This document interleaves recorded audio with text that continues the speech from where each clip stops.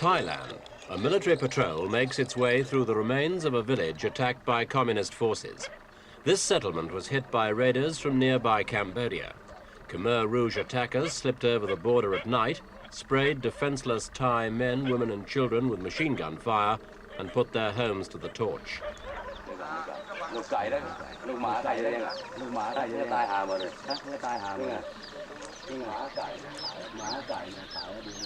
Some 30 villagers died here.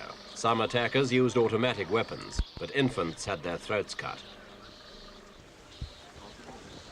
The Thais face a communist threat from two sources: their long frontier with Cambodia and from guerrillas attacking government forces all over the country.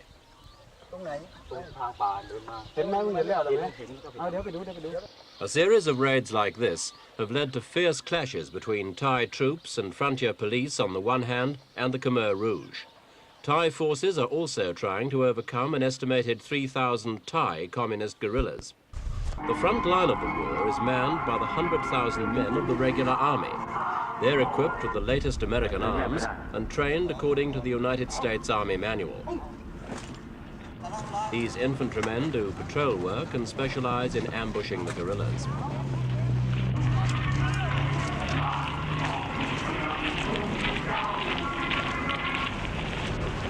And it's not just a war for the foot soldiers. Heavy tanks, artillery and mortars are being used to combat communist militias.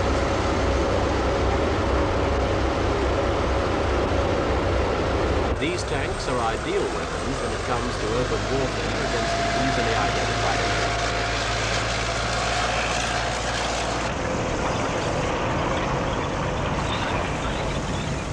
In a guerrilla war, though, the hearts and minds of the ordinary people are a vital target.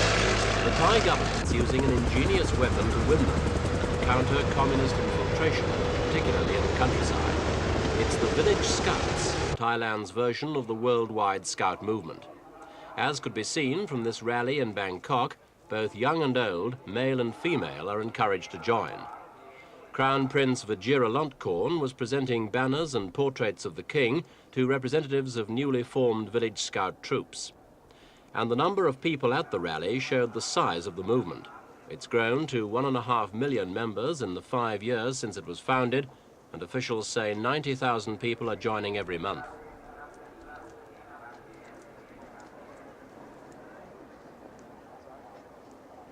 One of the movement's main aims is to give villagers a closer sense of unity so that each village's scout unit is one big happy family.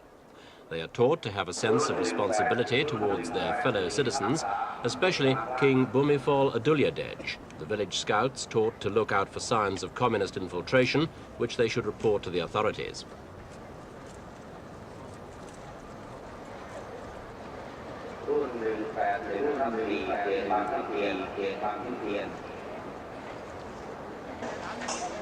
Village scout recruits go to regional centres for an intensive training course. The new scouts are aged from 15 upwards and face a demanding schedule, which means virtually no sleep for 4 days and nights.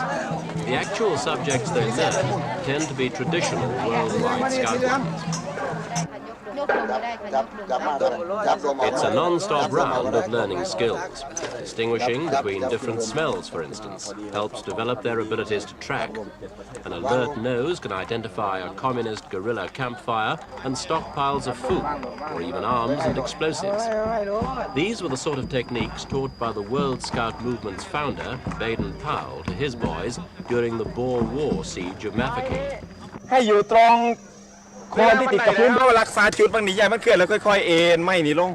Another useful trick in the field is the ability to use a small stick for simple measuring and estimating heights. It's a traditional method, familiar to scouts and ex-scouts the world over. The only problem is that everybody comes up with a different answer, but that's an old scout tradition too.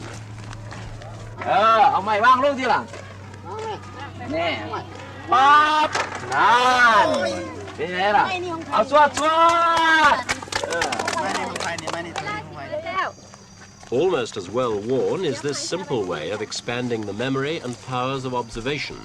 It's a technique called Kim's game, after a character in Rudyard Kipling's Jungle Book.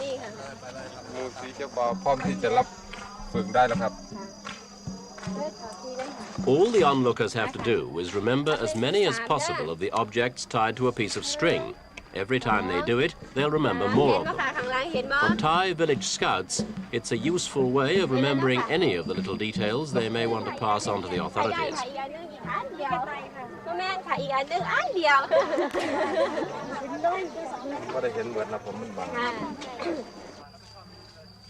This is a rather bizarre version of the same thing, following the same rules.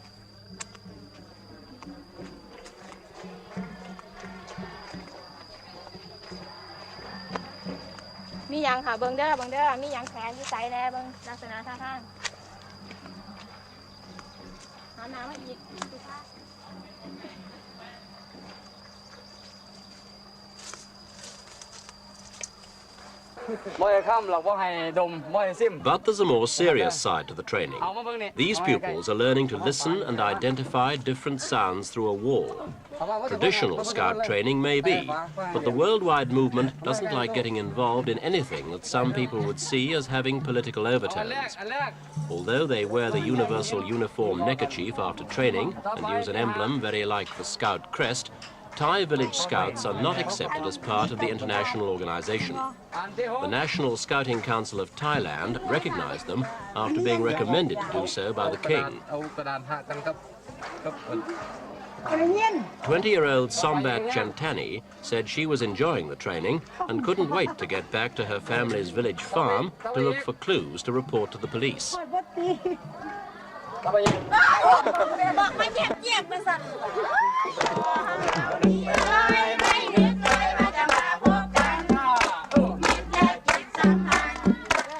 The training also has a heavy emphasis on Thai tradition and culture. A firm belief in their ancient heritage is instilled in the pupils, along with loyalty to the king, all as a stand against communism. Farmer Wanlop Suwanarin, who was 60 years old, said he joined for the king's sake. Respect for the monarchy is a cornerstone of Thai culture, and any kind of insult to it can bring a stiff prison sentence.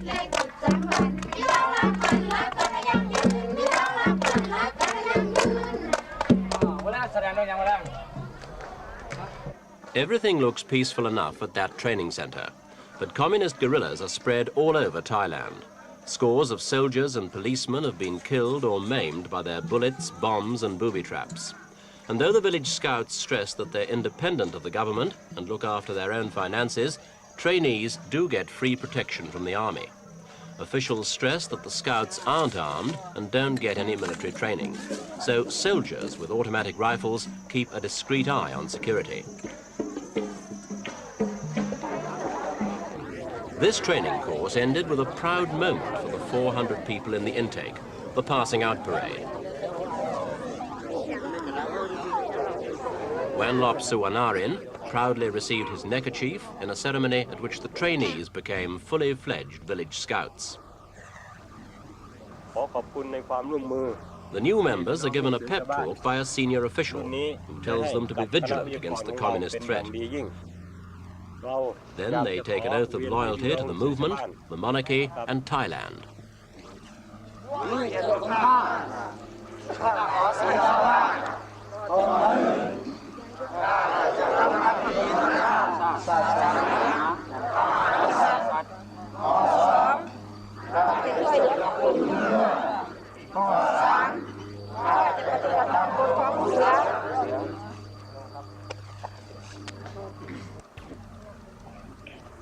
One of the concepts of the movement is that social class and religion are barriers to neither membership nor progress.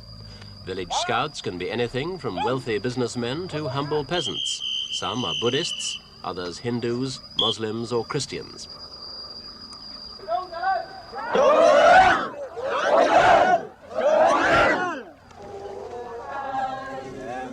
Now the scouts go back home. They'll be organized in troops of up to 500. To cover small communities, large troops are split into patrols, with one in each village.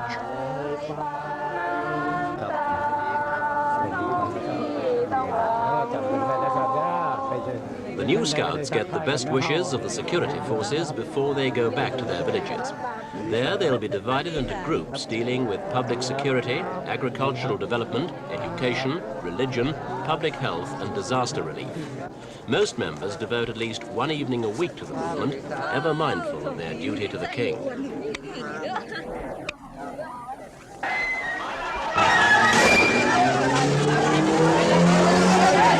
Some critics say the village scouts were implicated in the events just over a year ago that led to a military junta taking control of the government. Rioting left-wing white-collar students at Bangkok University. When shooting began, the army did. Ambulance men and the fire were members of the internationally recognized Girl Scouts, as well as by village scouts.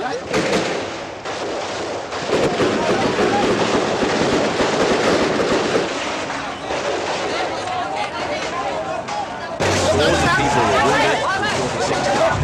Most of those who died were students. Some said left-wingers were clubbed to death or hanged by lynch mobs, which included village scouts. More than 3,000 leftist students were arrested, and in the days that followed, anxious relatives gathered at detention camps to try and learn what had happened to them. Nearly all have since been released, but 18 still face charges of treason and communist activities which carry the death penalty.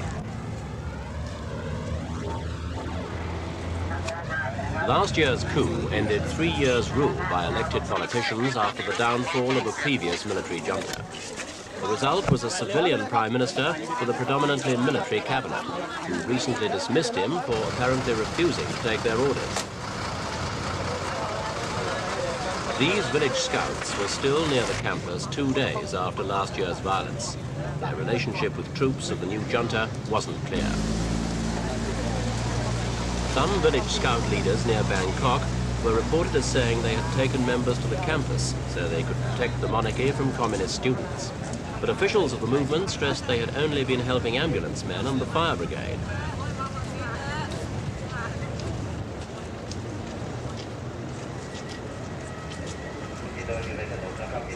Despite the accusations of involvement in political violence, the village scouts maintain a social program in line with the Baden-Powell tradition.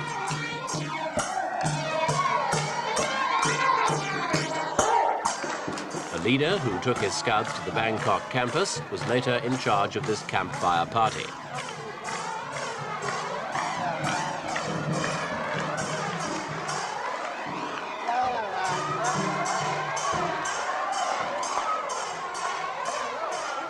The movement's just launched a plan to increase its membership from 1.5 million to 5 million over the next 5 years. Perhaps its ability to combine Thai tradition with the movement's other aims will help it succeed.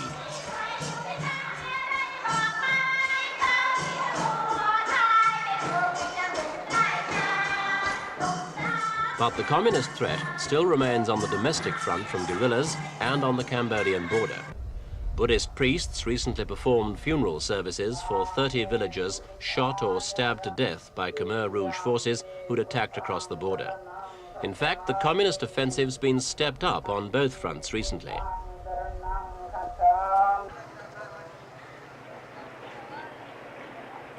The Thai government started arming village defense volunteers. American and Canadian-made shotguns were being handed out as the funeral service started. But the government action came too late to save these villagers the heartbreak of cremating their loved ones.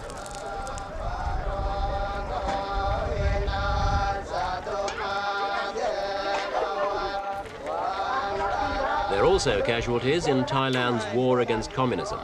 The Khmer Rouge guerrillas of neighboring Cambodia claim that part of Thailand belongs to Cambodia, while the internal guerrillas want a Marxist government in Bangkok, so innocent people are dying in the crossfire.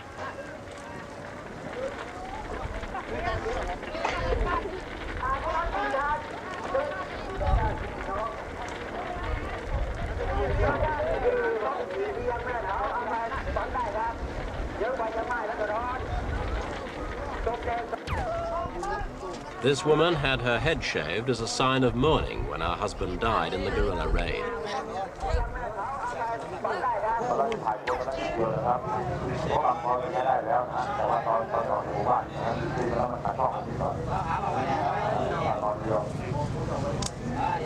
How effective are the steps being taken by the Thai government to arm villagers against the communists? They're armed with shotguns, which are no match for the communists' automatic weapons. Patrolling round their villages like this, they'd be sitting targets for the guerrillas. The volunteer shotguns aren't effective against people beyond 25 yards. So the communists could sit back and pick villagers off at leisure with high-velocity automatic weapons.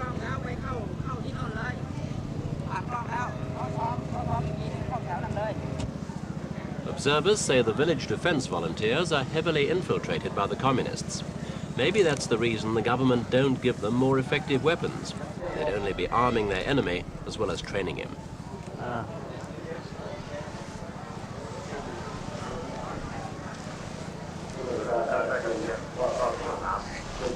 The chances are that these volunteers will be working with the village scouts. The question is, are the scouts also being infiltrated by the communists? The movement's leaders confidently claim that any communist who joins the scouts will quickly be converted into a loyal Thai and supporter of the monarchy.